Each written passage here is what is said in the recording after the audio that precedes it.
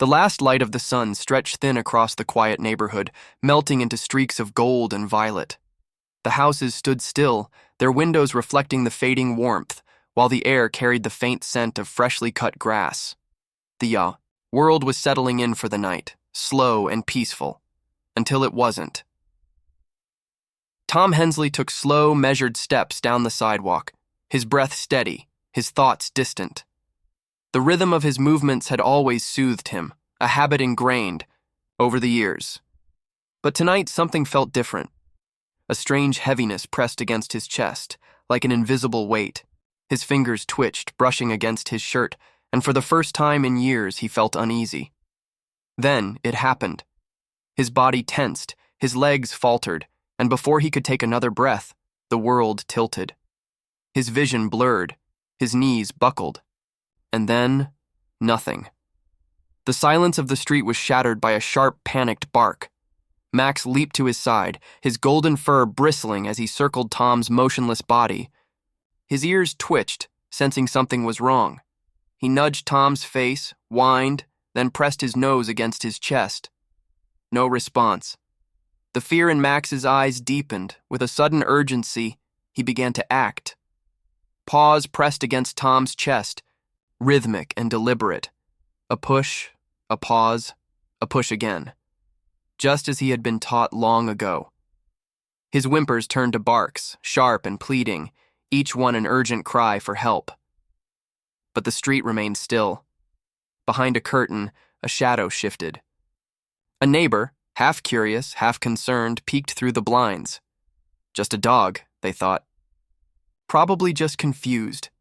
Then the barking grew louder, desperate, relentless. Max didn't stop. He wouldn't stop.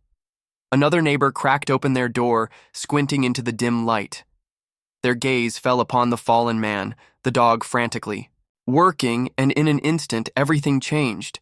Feet pounded against the pavement as someone ran toward Tom. A phone was yanked from a pocket, fingers trembling as they dialed. "One, please." A man collapsed and the caller's voice wavered. His dog is trying to save him." The dispatcher's response was calm, practiced. "Help is on the way. Stay with them." The sirens broke through the night air, distant at first, then growing louder, rushing toward the scene. Max didn't move from Tom's side. His golden fur pressed tightly against the man's still body, his whimpers soft, steady, pleading. Help was coming. But was it soon enough? Brook Hollow was the kind of town where silence carried weight, where people exchanged small smiles but not deep conversations. It sat nestled between rolling hills and endless stretches of pine, a place where the air smelled like damp earth after rain and the streets whispered with the hush of forgotten stories. The town wasn't unfriendly, but it wasn't open either. It was the kind of place where everyone knew each other's names but not their burdens, where secrets settled like dust in the cracks of old wooden porches. Lena Carter hadn't planned on coming back. Returning to Brook Hollow felt like stepping into a past she had long tried to escape, a past filled with failure, regret, and unfinished dreams. She had left for something bigger, something better, only to find herself back in the place she once called home, carrying nothing but the weight of what she had lost, a story. That was what she needed. Something that could remind her why she had picked up a pen in the first place, something real, something that mattered. She didn't expect to find it in a reclusive man and his dog. It started as whispers, just another small-town rumor. A dog saving his owner? Performing CPR? It sounded ridiculous at first, a headline built on exaggeration, but then Lena started digging. Tom Hensley was known to the town but belonged to no one. A widower, a man who kept to himself, a man whose only true companion was a golden retriever named Max. He lived in a house at the edge of town, where the fence was weathered but sturdy and the windows stayed drawn. People saw him on occasion, walking to the grocery store, sitting on his porch, but he never lingered, never invited conversation. Max, however, was different. The dog wasn't just loyal, he was something else entirely. He wasn't just trained, he seemed to know things. Neighbors spoke of how Max always watched over Tom, as if anticipating his needs before he even asked. How he would move to Tom's side the second he stood. How he would circle him if he walked too fast. How he always seemed to be waiting for something. But waiting for what? The town couldn't agree on what had happened that night when Tom collapsed. Some shook their heads, waving it off as exaggeration. Dogs don't do CPR. Others whispered in awe, calling Max a miracle, an angel wrapped in golden fur. Lena wasn't sure what to believe, but as she watched the dog, she felt it, the presence of something deeper, something hidden beneath the surface. One evening, as she stood outside Tom's house, she noticed something strange. Max sat near an old wooden chair on the porch, his eyes fixed on it as if waiting for someone to return. He didn't move. He didn't whimper. He just stared. Lena felt the first stirrings of something she couldn't quite name, something more than just a story. Max wasn't just a hero. He was waiting. Lena sat at her desk, her fingers hovering over the keyboard. The documents she had gathered were spread out before her, newspaper clippings, faded photographs, and a handwritten letter so worn that the ink had begun to smudge. The deeper she dug into Tom's past, the clearer the picture became. Tom Hensley had not always been a recluse. Once he had been a father. His son, Danny, had been a paramedic, a young man with a bright smile and a heart big enough to carry the burdens of others. He had been well loved in Brook Hollow, the kind of person who never let a bad day show. But tragedy had a way of finding even the best people. Danny had died in the line of duty, responding to an emergency that would ultimately claim his own life. It was a car crash, a routine call that turned into something no one could have predicted. He had been working to stabilize an injured driver when another vehicle, unseen in the chaos, swerved out of control. By the time the dust settled, Danny was gone. Tom had never been the same. The town remembered the funeral, the way Tom stood motionless beside the casket, his face unreadable. He didn't cry, didn't speak. He simply shut down. And when the days turned to weeks, then months, then years, Tom withdrew from the world. He sold off Danny's things, packed away the memories, and let silence fill the spaces where laughter once lived. But there was one thing he couldn't bring himself: to let go of Max. Lena's hands trembled as she clicked open the old video file she had found buried in the archives of a forgotten social media page. The screen flickered to life with a grainy recording. A younger Tom sat on the porch, his arm draped over his teenage son's shoulders. They were laughing at something just outside the frame. Then the camera shifted, and there he was. A smaller, wilder version of Max, bouncing excitedly at Danny's feet. Danny knelt beside the pup, ruffling his fur before speaking directly to the camera. "This guy? He's gonna be a lifesaver one day, watch this." The screen wobbled as the person behind the camera chuckled. Danny clapped his hands and Max immediately sat at attention. "All right, buddy, you know what to do. If I ever go down, you'll save me, right?" The young dog barked, his tail wagging. Danny laughed, then laid down on his back, feigning unconsciousness. Max tilted his head, waiting, then, just as he had been trained, placed his paws on Danny's chest, pressing down in quick, precise movements. CPR. The realization hit Lena like a fist to the gut. Max had been trained for this moment, not just any moment. This one. She stared at the screen, frozen, as the weight of it all settled over her. Danny had taught Max this skill as a joke, as a trick to show off to friends. But Max had never treated it like a game. He had remembered.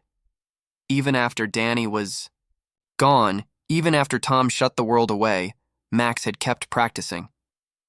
And on that fateful evening, when Tom's body crumpled to the ground, Max had done exactly what Danny had once asked of him. He had kept his promise. Lena's breath hitched. This wasn't just a story about a dog saving a man.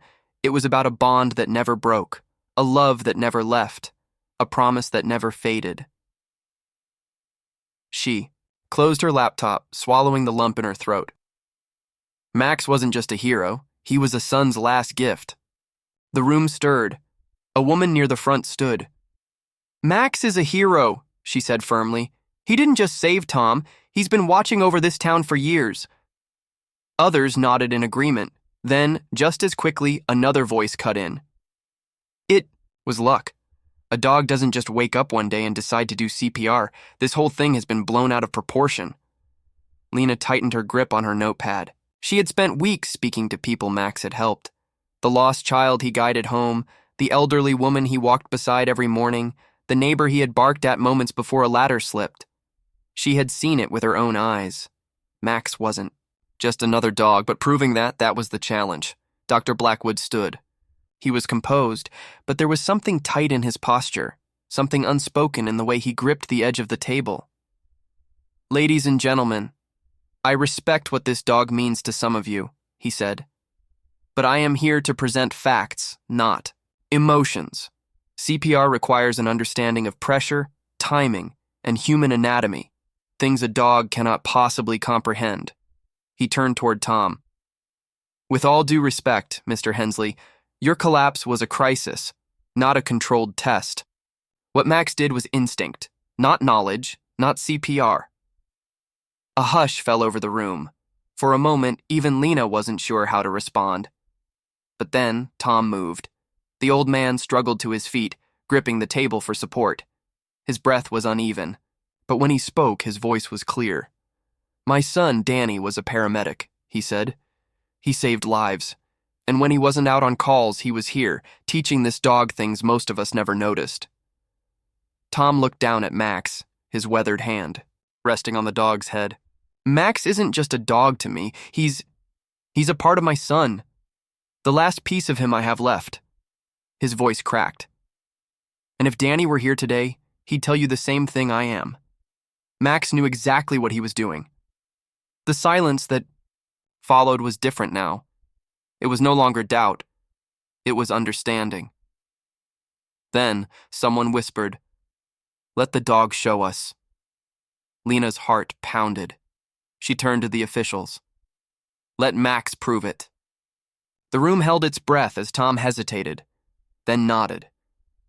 Slowly, he eased himself into a chair and placed a hand on his chest.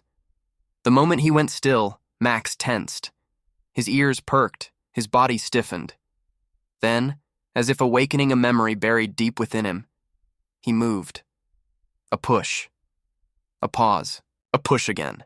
The same rhythmic motion Lena had seen on the night Tom collapsed. The same motion Danny had taught him all those years ago. Gasps rippled through the crowd. Then, all at once, a cry of alarm. Dr. Blackwood stumbled back, clutching his chest. For a moment, no one moved. Then chaos erupted. Someone shouted his name. A chair scraped against the floor.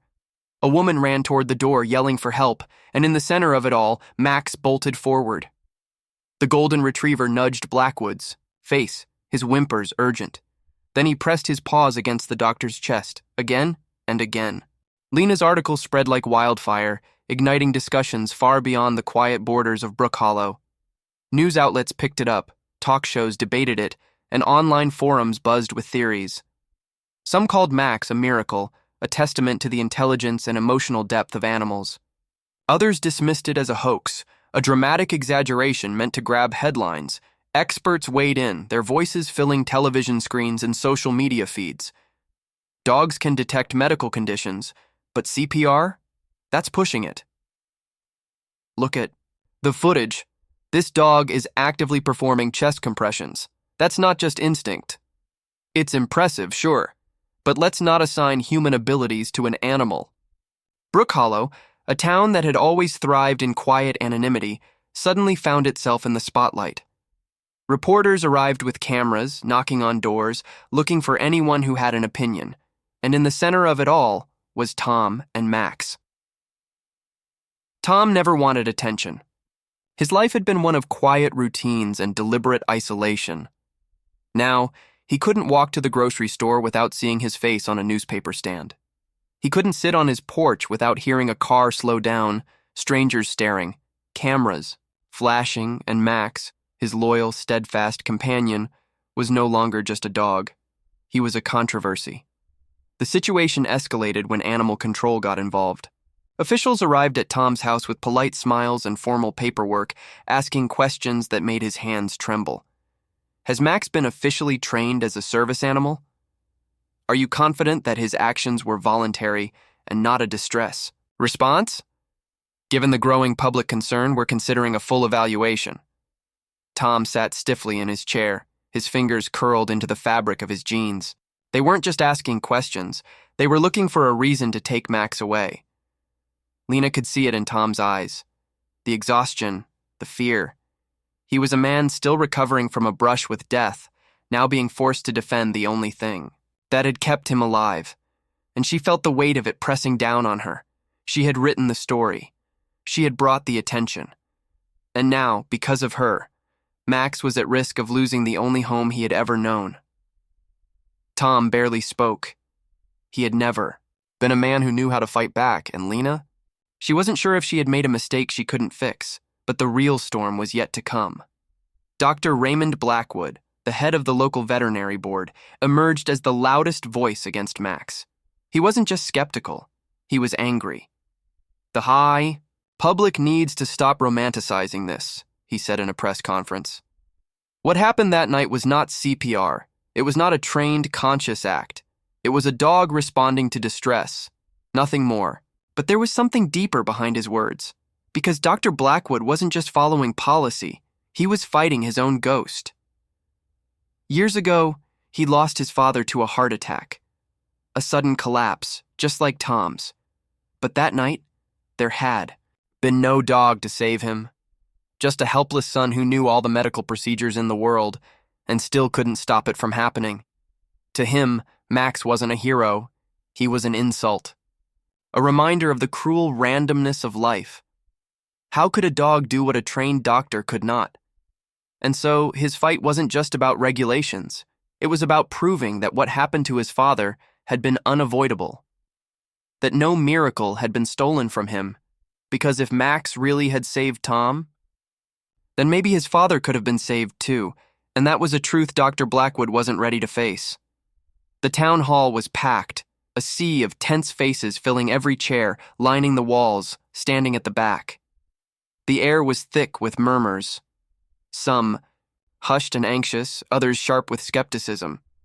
At the front of the room, officials sat behind a long wooden table, their expressions unreadable.